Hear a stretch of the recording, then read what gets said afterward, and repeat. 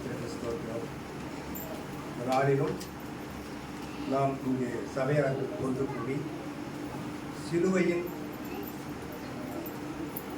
பாதையிலும் சிலுவையின் நிழலிலும் சிலுவையின் முன்னாலும் நாம் அனைவரும் கூடி இரண்டாவது வார்த்தையை பேசி முடித்திருக்கிறார்கள். மூன்றாவதாக எனக்கு கொடுத்த வார்த்தைக்காக நான் கர்த்தருக்கு நன்றி சொல்லுகிறேன். முதலாவது நாம் யாவரும் கண்களை மூடி இந்த முதலாவது ஜெபத்தை ஏறெடுத்து மீண்டும் வார்த்தைக்கு கடந்து செல்ல அன்போடு கேட்டுக்கொள்கிறேன். உலகத்தின் பாவத்தை சுமந்த தேவ ஆட்டுக்குட்டியையும் எங்கள் இரட்சகரும் ஆகிய இயேசு கிறிஸ்துவே சிலுவையின் மரணத்தை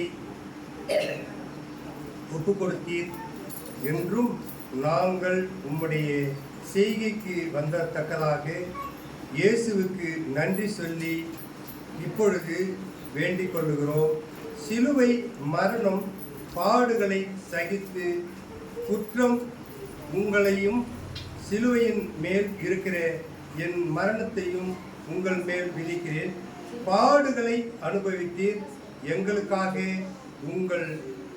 உங்கள் பாதைகளை நான் எப்பொழுதும் ஆடுகளாய் இருந்தும் நான் உங்களை உயிர்ப்பிப்பேன். எப்பொழுதும் உங்களுடைய கருத்தை நான் உங்களுக்கு எப்பொழுதும் பரிமாற்றத்தோடு கூட உபசரிக்க நான் உங்களை இந்த நேரத்திலே ஏற்றுக்கொள்ளுவேன் என்று சொல்லி ஆண்டவர் இந்த நேரத்திலும் இந்த ஜெபத்தோடு கூட என்னை உணர்த்தியவராக உம்முடைய அன்பை நினைத்து மன்றாட்டுகிறோம். நாங்கள் இதை நினைத்து உமக்கு நன்றி செலுத்தி அன்பாய் எங்களை நன்றியுடனே பிதாவே ஆமேன் என்று சொல்லி தேவன் இந்த வார்த்தையை சொல்லி மூன்றாவது வார்த்தையாக எனக்கு கொடுத்திருக்கிற இந்த வார்த்தையிலே நான் இப்பொழுது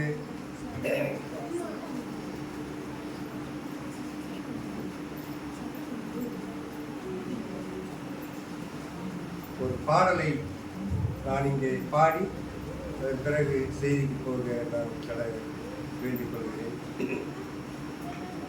எல்லாருக்கும் தெரியும் இந்த பாடலை. 279வது பாடலை அனைவரும் எடுத்துக்கொள்ளுங்கள். என்னோடு கூட முடித்தவர்கள் பாடுங்கள், முடியாதவர்கள் அமைதியாய் இருந்து கேளுங்கள். இது தேவனுடைய நாட்கள். இந்த 11ஆம் மணி வேளையில இயேசு சிலுவையை சுமந்து பாரத்தோடும் கண்ணீரோடும் கவலையோடும் இருக்கிற இந்த நேரத்திலும் நாம் அன்போடு இந்த உலகத்தை நினைத்து இந்த பாடல் மூலமாக நாம் அறியத்தக்கதாக விருப்பமான பாடல்கள். இது எல்லாரும் கவனித்து கூர்ந்து கவனியுங்கள். நன்று உங்களுக்கு புரியும். மாயை மாயை எல்லாம் மாயை, வானத்தின் கீழே பூமிக்கும் மேலே எல்லாம் மாயை மாயை எல்லாம் மாயை, இந்த வானத்தின் கீழே பூமிக்கும் மேலே எல்லாம் மாயை. அன்பு இல்லா உலகத்தில் வாழ்கின்ற மனிதனே, அன்பை தேடியே அங்கும் எங்கும் ஓடாதே. இயேசு என்ற தெய்வத்தின் அன்பு ஒன்று போதுமே. மாயை மாயை எல்லாம் மாயை, இந்த வானத்தின் கீழே பூமிக்கும் மேலே எல்லாம் மாயை.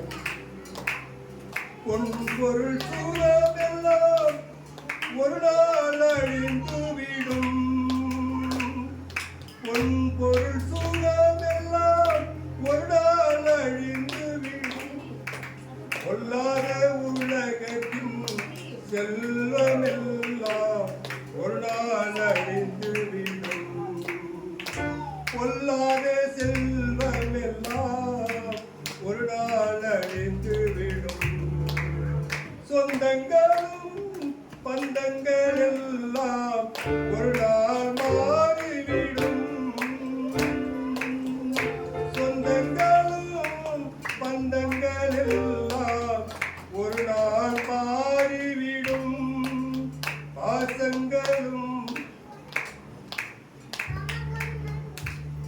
நேசங்கள் எல்லாம்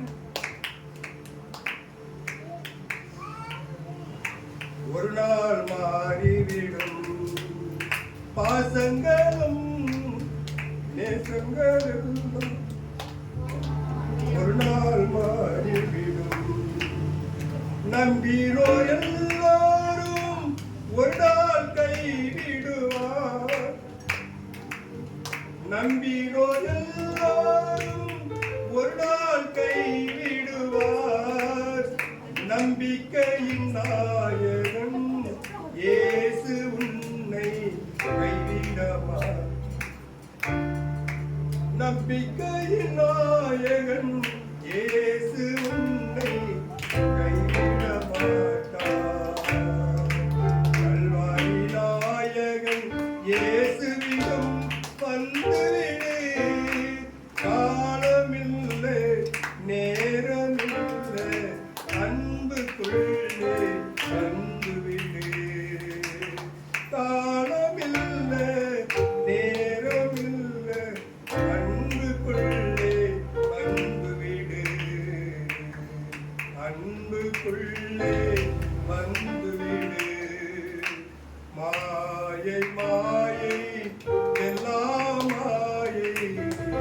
இந்த பாதத்தின் கீழே பூமிக்கு மேலே எல்லாம் மாயை. வாலிப உள்ளமே சீக்கிரம் மனம் திரும்பு. வாலிப உள்ளமே சீக்கிரம் மனம் திரும்பு.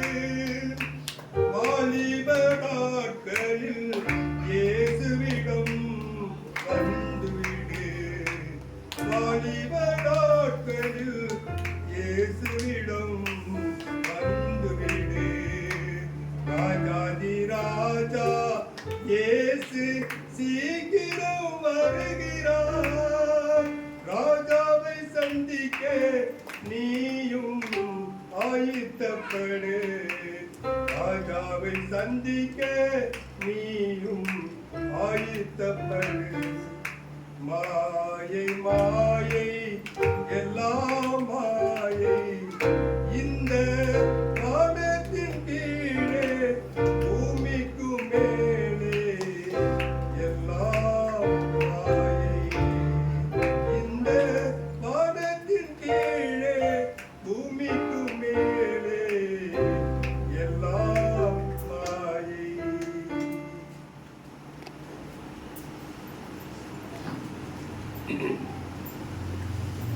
இந்த நாட்களிலும் எனக்கு முன்பதாக 2 வார்த்தைகளை பேசி அமர்ந்திருக்கிறார்கள். மூன்றாவதாக 3ஆம் திருமொழி வார்த்தையாக எனக்கு இந்த நாளிலே கொடுக்கப்பட்டிருக்கிறது. தேவன் இதை அங்கீகரித்து இந்த இடத்திலே நின்று உங்கள் மத்தியிலே சிலுவை தியானத்தோடும் சிலுவை அருகிலேயும் சிலுவை நடுவிலேயும் நிற்பதற்கு எனக்கு கொடுத்த இந்த ஊழியத்திலே தாங்குவதற்கான சபைகளிலும் மூப்பர்களிலும் விசுவாசத்திலே நிலைத்திருக்க என்னை வைத்திருக்கிறதுக்காக நன்றி செலுத்துகிறேன்.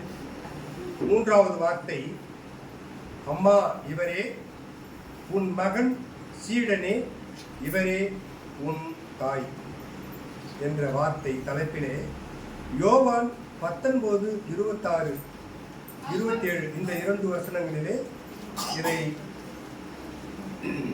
வாசியுங்கள். அப்பொழுது இயேசு தம்முடைய தாயையும் அருகே நின்ற தமக்கு அன்பாய் இருந்த சீஷனையும் கண்டு தம்முடைய தாயை நோக்கி, ஸ்திரீயே, அதோ உன் மகன் என்றார். பிள்ளைகளையும் தாயையும் பார்த்து அதோ உன் மகன் என்று சொல்லி இந்த வார்த்தையிலே இயேசு நிறைவாக கொடுத்திருக்கிறார்.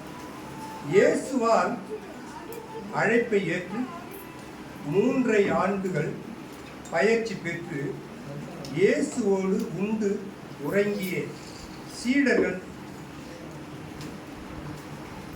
உயிருக்கு பயந்து ஓடி போனார்கள்.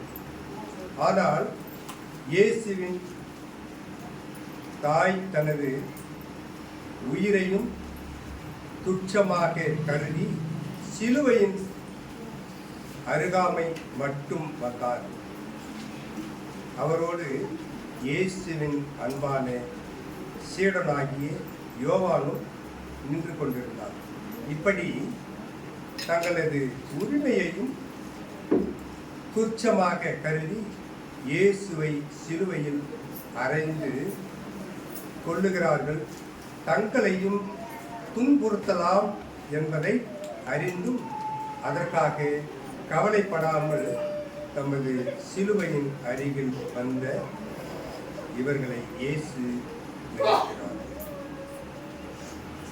இங்கே வாசித்த பாகத்திலே நினைத்து பாருங்கள்.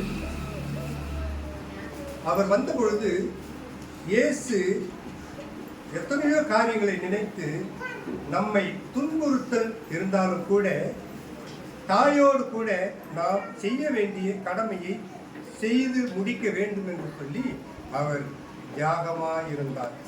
அந்த தியாகத்துக்கு யார் என்று சொன்னால் மனிதராகிய நம்மேல் அவர் வைத்த அன்பை நாம் ருசி பார்க்காமல் அதை ஏற்றுக்கொள்ளாமல் இன்னும் பிரிவினையாகவே அவருடைய நன்மைகளை பெற்றுக்கொள்ளாமல் அதை அறிந்து கொள்ளாமல் நாம் வாழ்ந்து கொண்டிருக்கிற இந்த சந்ததியான இந்த வார்த்தை தான் இந்த இடத்திலே குறிக்கப்பட்டிருக்கிறது. நாம் ஒன்றும் அறியாமல் இருக்கிறது. இந்த ஆலயத்தில் ஒன்றும் அறியாத போகிறதுக்கு ஒன்றும் இல்லை. தெளிவாக தேவனிடத்திலே வார்த்தையோடு நம்மை பயன்படுத்துகிறாங்க, வார்த்தையோடு நம்மளை உற்சாகப்படுத்துகிறாங்க, வார்த்தையோடு கூட நம்மளை வெளியே அன்போடு போக சொல்லுகிறாங்க. இந்த வார்த்தையில இயேசு நினைக்கிறது தாய்க்கு மாத்திரமல்ல, சபையில் இருக்கிற ஒவ்வொருவருக்கும் இந்த அன்பை வெளிப்படுத்தி அவர் நினைக்கிறார் என்று சொல்லி இந்த வார்த்தையை நமக்கு கொடுத்திருக்கிறார். அதற்கு பிறகு தமது தமிழகத்தில் நிறைய வார்த்தைகள் உண்டு, சில பழமொழிகளும் உண்டு. பெத்த மனம் பித்து, ஆனால் பிள்ளை மனம் கல்லு என்று ஒரு பழமொழி உண்டு. ஆனால் இயேசுவின் மனம் கல்லாகிவிடவில்லை. மாறாக தமது தாயையும் சீடனையும் பாசத்தோடு பார்க்கிறார். தமது தாய் ஒரு பெண்ணாக, அதிலும் விதவை பெண்ணாக இப்பொழுது நிற்கிறார். ஒரு காலகட்டத்தில் கன்னி பெண்ணாக இருந்தபோதே தம்மை பேர் போற்றுவதற்காக கருவுளத்தினால் ஊற்றினார். இயேசுவுக்கும் பேச்சுக்கும் உள்ளானார். இதை எல்லாம் இயேசு எண்ணியவராகத்தான் தமது தாய்க்கு தலைமகனாக செய்ய வேண்டிய கடமைகளை செய்து நிற்கின்றார். பிள்ளைகளுக்கு தலைமகனாய் இருக்கிறவன் என்ன கடமையை செய்ய வேண்டும் என்கிறதை இங்கே சிலுவை தானத்திலிருந்து நமக்கு கொடுத்திருக்கிறார்கள். இதை ஒருவரும் தியானிக்க முடியாத ஒரு நிலை இல்லை.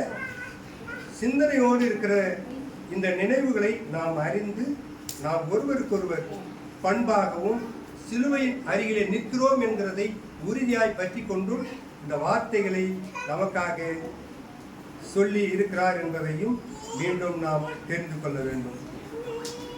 மறுபடியுமாக இயேசு எத்தனையோ நேரங்களில் தமது தாயை அவரது வேண்டுகோளை குறித்து மதிப்பிட்டது நிறைய செய்திகளில் குறிக்கப்பட்டிருக்கிறது. அந்த வார்த்தை என்னவென்று நாம் பார்ப்போம். லூக்கா 2:48-49 வாசியுங்கள். லூக்கா. அவரை கண்டு ஆச்சரியப்பட்டார்கள். அப்பொழுது அவருடைய தாயார் அவரை நோக்கி, மகனே, ஏன் எங்களுக்கு இப்படி செய்தார்? இதோ உன் தகப்பனும் நானும் விசாரத்தோடு உன்னை தேடினோமே என்றார்.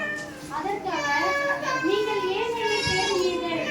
என் பிதாவுக்கு அடுத்தவர்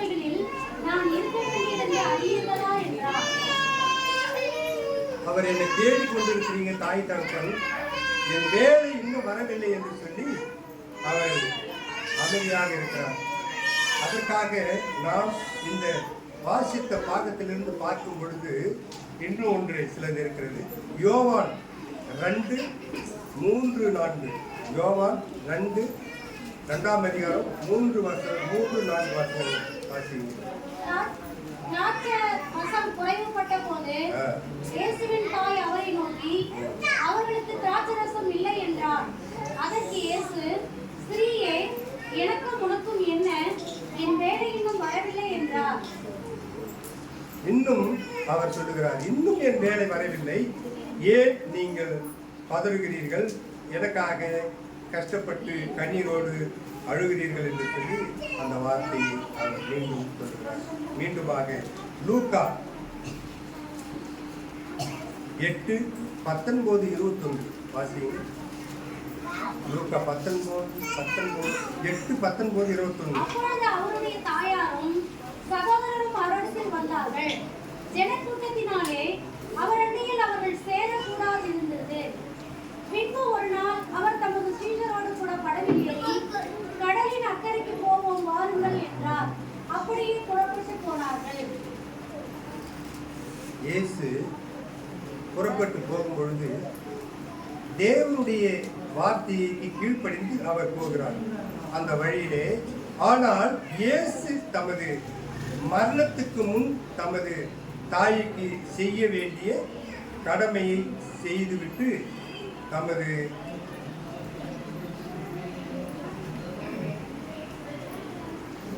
தமது உயிரை பிரேத குழியிடம் ஒப்படைக்க விரும்புகிறார். நீ நன்றாய் இருப்பதற்கும் நெடுநாள் நீடிப்பதற்கும் நான் தகப்பனையும் தாயையும் கணம் பண்ணுவாயாக என்கின்ற கட்டளையை வீட்டின் தலைமகனாக இருக்கிற அவருக்கு ஒப்பு கொடுத்தார். தேவன் எல்லாவற்றையும் ஒப்பு கொடுத்து தலைமகனாக இருக்கிறவனுக்கு எல்லா உரிமையும் பெற்று கொடுத்து அவனை இந்த குடும்பத்திலே நீ தலைவராக இருக்க வேண்டும் என்று சொல்லி அவர் இந்த வார்த்தைகளை சொல்லி முடிக்கிறார். அதற்கு பிறகு மார்க்கு 6:3 வாசியுங்கள். மார்க்கு 3:6. 3ஆம் அதிகாரம் 3ஆம் வசனம்.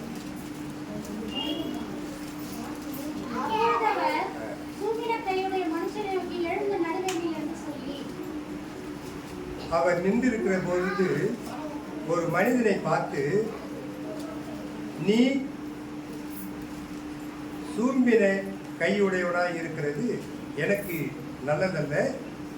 நீ ஆலயத்துக்கு போய் உம்முடைய குறைகளை கூறி நிறைவான ஆசீர்வாதத்தோடு நீ நன்மையை பெற்றுக்கொள்ள உம்மிடத்திலே நான் அதிகாரத்தை கொடுக்கிறேன் என்று சொல்லி அந்த வார்த்தையோடு அவர் நிற்கிறார். இயேசு இறைவன் வழங்கிய 10 கட்டளைகளையும் மதித்தார். தமது தாய்க்கு செய்ய வேண்டிய கடமைகளையும் செய்தார். தாம் எப்படி இருக்கிறோம், மதுரைக்கு அருகில் உள்ள பசுமையின் இல்லம் திருநகரில் சேலம் கார்டன் இருக்கிறது என்ற வயதானவர்கள் தங்கும் விடுதிகள் இருக்கின்றன. அங்குள்ள வயதானவர்களிடம் பேசினால் அவர்கள் வெளிப்படுத்தும் மன உருக்கம் உள்ளதையும் கேட்டார்கள். பிள்ளைகளை பெறுவதற்கும் வளர்ந்து ஆகியனால் இவர்களை உங்களுக்கு ஞானம் உள்ளதாய் இருக்கிறதா இல்லையா என்று கைவிடப்பட்ட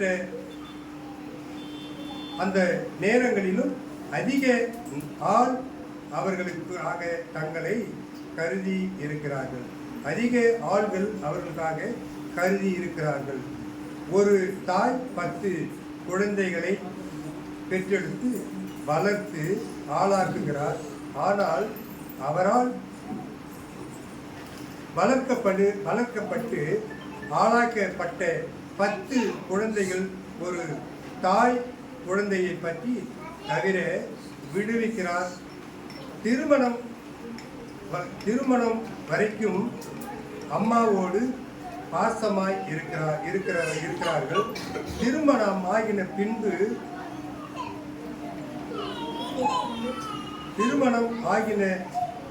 பின்பு மாறிவிடுகிறார். பலர் நல்ல நிலையில் இருக்கும் பெற்றோருக்கு செய்யும் கடமைகளை செய்யவும் இல்லை. ஆனால் இயேசு தமது உடலை அமர்த்திய யோசித்தோடும் தமது உரிமை இறைவனிடம் ஒப்பு கொடுக்கும் முன் தமது தாய்க்கு செய்யும் கடமையை சொல்லியும் இருக்கும்போதே செய்து முடித்தார்.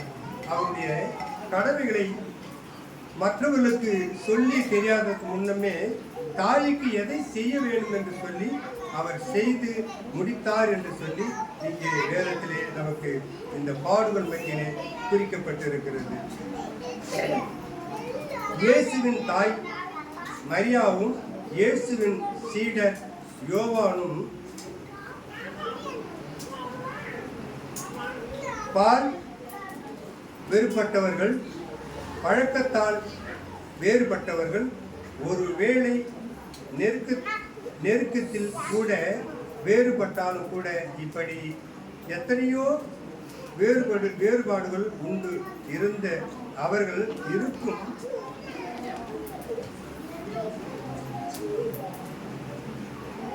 இருக்கும் ஒன்றுபடுகிறார்கள். வித்தியாசங்களை கடந்து இணைகிறார்கள். இவர்கள் இருவரும் இணைந்து ஒரு புதிய மானிடத்தை ஆவிக்குரிய ஒரு புதிய ஆவியை அவர்களுக்கு இது நமக்காக ஒரு பாடம்.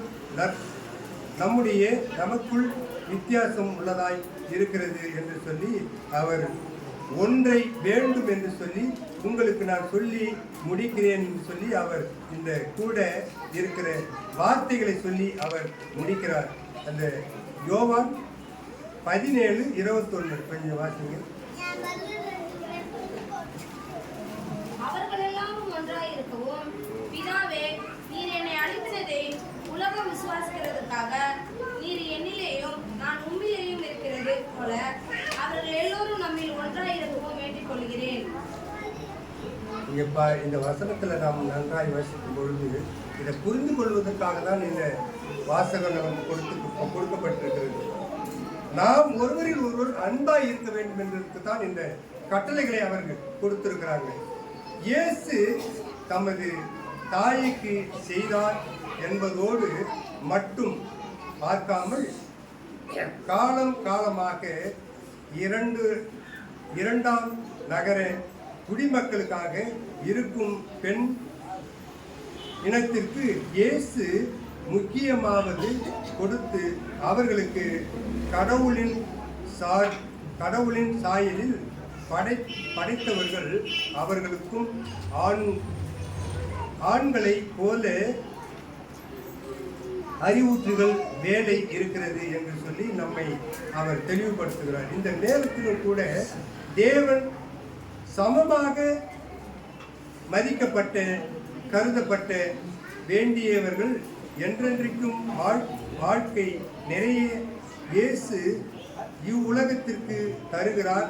இரண்டாவதாக கருதப்படும் பெண்களின் நிலையை உறுதியை நாம் பாடுபட வேண்டும். ஆண் வார்த்தைகளை பார்த்து இயேசு சீடனே இதோ உன் தாய். இப்பொழுதுதான் அவர் இந்த மூன்றாவது வார்த்தைக்கு அவர் வருகிற வார்த்தை சீடனை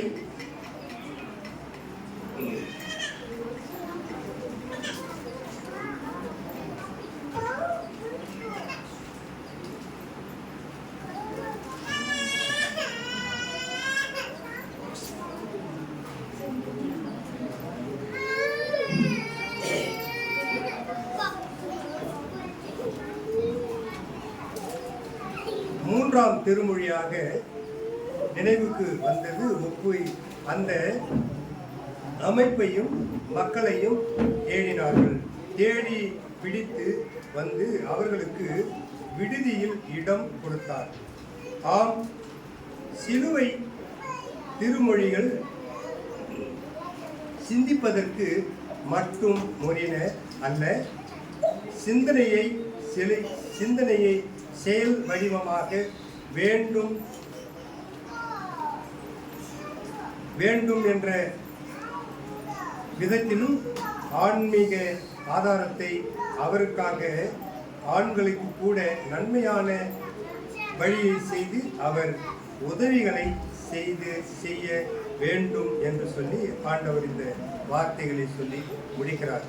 அப்பொழுது கூட தேவனுடைய கிருபை இவர்களோடு கூட இருந்து இந்த வார்த்தைகளை செய்து முடிப்பதற்கு நன்றாய் அவர்கள் நமக்கும் ஒரு பாடமாக இருக்கிறவர்களுக்கும் ஒரு தெளிவான அன்பை கொடுக்கிறவர்களாக இந்த வார்த்தையினை நாம் எப்பொழுதும் கடந்து செல்ல வேண்டுமாய் நாம் இருக்க வேண்டும். நாம் அனைவருக்கும் நன்றி உள்ளவர்களாக இருக்க இந்த நாளையும் இந்த நேரத்தையும் நாம் பயன்படுத்தி தேவனுக்குள்ளாக நாம் கடந்து வர உதவி செய்ய வேண்டும் என்று நான் சொல்லிக்கொள்ள ஆசைப்படுகிறேன். உங்களிடத்திலே கடைசியாக ஒரு 3 வார்த்தைகளை உங்கள் மத்தியில் வைக்க விரும்புகிறேன். கலாத்தியர் 2:20 புதிய ஏற்பாட்டிலே 259வது பக்கம். புதிய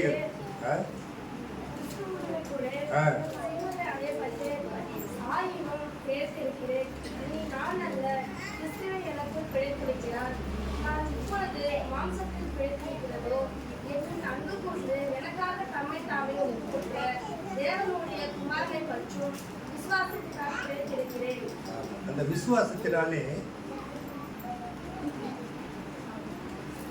இங்கே கூடியிருக்கிற நாம் யாவரும் விசுவாசத்தினாலே இங்கே பிழைத்து நாம் இங்கே நிற்கிறோம்.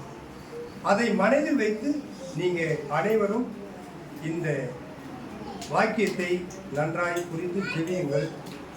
அதற்கு பிறகு மத்தேயு 16:20 புதிய ஏற்பாட்டில் 125வது பக்கம்.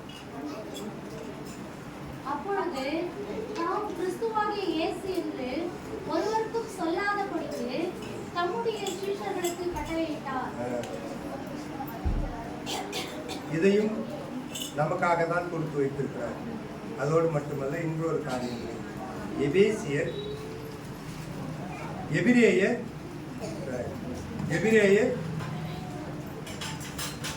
12:2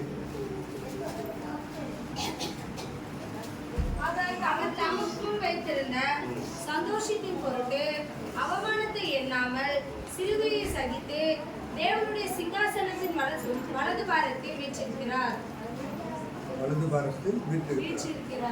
இந்த காரியத்தை நாம் இதை மனதில் கொண்டு பாரத்தோடு ஜெபியுங்கள். நன்றி. ஆமென். இன்னொரு ஜெபத்தை நான் முடித்து